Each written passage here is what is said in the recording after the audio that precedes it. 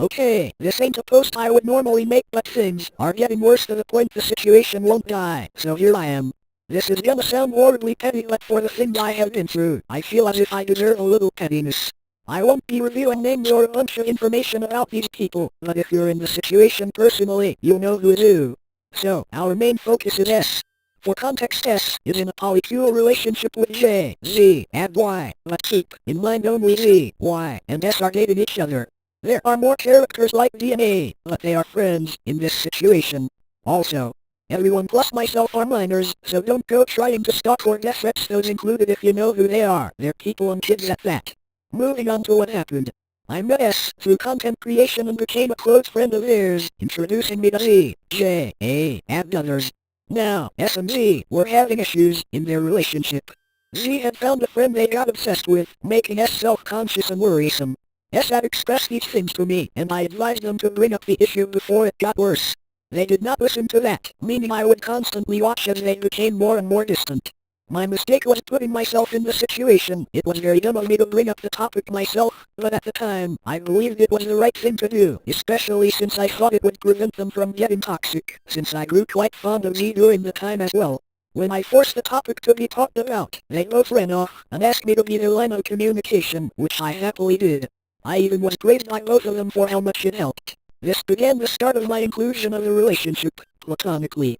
Every fight, every issue, I would approach both and tell them to talk about it, yet they either refused to do so, or when they were forced to, they wouldn't really talk, just say do this and move on. This led to many stressful days, when either or would complain about each other, leading to my own breakdown over it, which got swept under the rug. But I hope that breakdown would force them to communicate. Later on, I, A, and Z are introduced to YISZ and S both later on and updated Y after a month despite my warning them since a prior incident.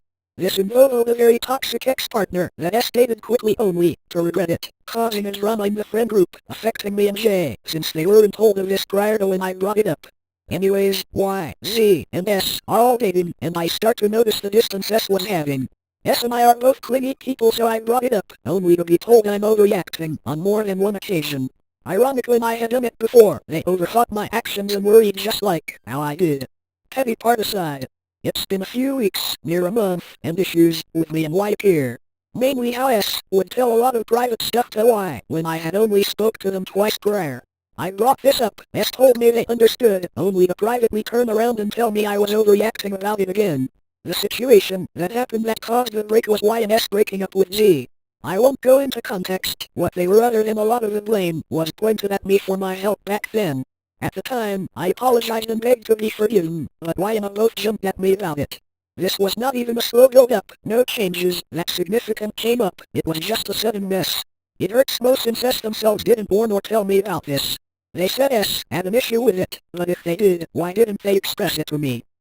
They had been the one to ask me to help, so why was it so hard for them to even warn me? The whole mess happens.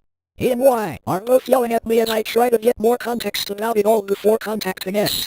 I had apologized and tried to get more information about the situation, since I was still under the impression that everything I was scolded for was what they wanted. But S basically repeated what A and Y said and told me that it was in fact my fault all along. At the time, I did not question how unfair it had been, only apologizing and leaving S, Y, and A alone as I felt I had damaged the group beyond repair. As days passed, no one but A had spoken to me. I had started to think more of the situation and explained to them that I thought it wasn't all that fair to me for the things I told you prior. They even admitted I wasn't in the wrong to feel that way. But what made it worse was when J had contacted me. They expressed their worries about the situation. Turns out S had told them about the breakup, but by extension, they told J about what I had done too. I found that upsetting and completely unnecessary to go into detail of my inclusion. It was also revealed that within the talk with J, S had lied to A. A had told me S still wanted to be friends, but J had told me that S did not want to remain friends but allowed J to still remain friends. This led to more guilty, sleepless, foodless nights for me, since this happened mere days before my major operation. As time went on, S did not say anything to me, so I did not say anything to them, thinking they needed space. This gave me time to think, and so I contacted Y to explain my side, if S had Z's relationship and my inclusion, because I had expected S was not all that clear on why I was in it in the first place. Later on, S seemed to have been panicking. So I went to A, worried that what I said to Y had caused the pain. Even after it all, I did not want any stress or pain to come to S in the end. I still cared for them, so I just wanted things to be okay. A gets back to me, finding that the panic was not about what I said, but it was about me. S has a vent account and I happened to have stumbled upon it randomly while scrolling the platform. It had been recommended, so I followed it and reposted the less than like posts since I still enjoy S's art. But S had told A that they believed I had been stalking their accounts. This, of course, broke me. Me and S basically follow each other everywhere, and even on that platform, we had been matching, so this was horrible to hear. I decided best course of actions was to unfollow both their vent and main to stop getting the things recommended and asked A if S really hated me. He said that S doesn't, but sent a screenshot that said otherwise. S had actually said that they didn't hate me but thought I would ditch and whine if they posted about the situation, and now they were considering blocking me altogether. This hurt even more. S and I continued to communicate through A until they said they were sick of it. I realized that I was basically treating A like how S and Z had treated me before, and I felt horrible about it.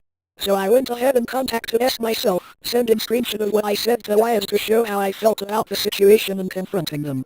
This only went downhill as S had just started to keystroke in response, making me more upset. I understand they were stressed and didn't know how to respond, but it just looked like they didn't even try to speak.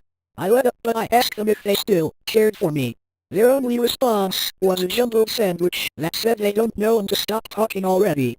I gave up, and I was already too pissed off, but I told them that I'd be in group call the day after. Why was this important? It was basically my goodbye to everyone before surgery the next morning.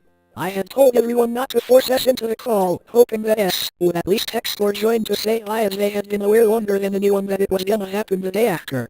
The day comes, my family is preparing and I get in call. J was first to join and we spent hours there. Then A joined. But, unsurprisingly, S never joined nor said anything for the span of 12 hours together and 5 hours of being active and in call. This only proved to me that I just didn't matter to S anymore, and I didn't want to deal with it anymore. I sent one last message to S, explaining why I was so hurt and everything they had done to me before blocking them, after elaborating it with A and J, which at the time, they were okay with. So surgery happened. It was a success, but that didn't stop it from being horribly painful and draining on my mental and physical health.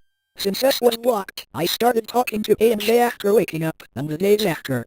But as time went on, both A and J started to talk to me less and less before I found that I was unfriended and ignored. Of course, I was confused, but that meant I was basically all alone in the hospital with my family there to make fun of me and argue while I'm trying to recover. I basically just say, well crap, as it seems that I clearly wasn't a priority to any of them, which I know sounds selfish, but at the time I had no escape from any of it. So time goes on, I'm alone and scrolling again and kept stumbling upon S's vent account. It was not intentional that I hadn't thought to block the vent account, since I forgot about it. But I later stumbled across a post about me by SS and called me out about viewing their things again, repeating the stalker narrative again and saying they didn't want me to. What was I doing? This was a breaking point and I folded, which I know I shouldn't have done in hindsight. I unblocked S and talked to them about it, saying that I kept coming across it and to perhaps private the account since it was a vent account. But I asked if we could actually talk, since I basically gave up on being a part of the friend group since I was basically ostracized by the rest. S told me that they were already done with me and didn't want to hear my whine for them back, but I tried to make it clear I didn't want to be friends again. I only wanted to hear their side of things and why it went as they did, mainly for closure purposes, since I knew this person for nearly 2 years. It was a lot to let go. We talk, it wasn't that pleasing, especially with S repeating that they're a kid, they couldn't have been manipulative, even if that didn't make sense cause they found manipulative people who were younger and of their age, but I digress. We talk, it's not that satisfying, but it's at least an explanation at best. S says they are going to block me now, and I accept it, saying a final bye. Now, this all seems like it's over, but this is where D comes in. D has been a personal friend of mine for a while and knew the group vaguely. They actually knew my side of things and were the main reason I started to realize that over the years I had put up with more than I should have. But why is D important now? Because after that last talk and being blocked by the entire group, they told me that they found S's account again. And in their post they talk about me again. And now I came back wanting to be friends and reinstated the stalker narrative again. Again with a crap. I understand I made a vent post of my own, but it was vague and brief enough for no one to know who was involved, mainly in my point of view. But with S, they had put up my profile of me, and since my S's accounts are very small, people found it through the profile, especially since many who saw knew both of us and followed both of us at the time. I decided to get away from the drama is to delete my accounts or move on from them. But funniest part of it all, when I got my new account, a post from S came across my For You page. I didn't engage and scrolled on fast. But in the span of a day, the entire group had blocked me again. No, I didn't go see if I was blocked, but the new account had been recommending their accounts like crazy, only for it to suddenly stop. But all of them had me blocked previously, so whoa, would they all know to block the new account? I hadn't even popped on their page or nothing. I find it rather ironic. But that's mainly it. I won't be revealing names or receipts, and will only show the screenshots with very blurred names if people ask privately. But that's it. Back to square one again. I'm done with this.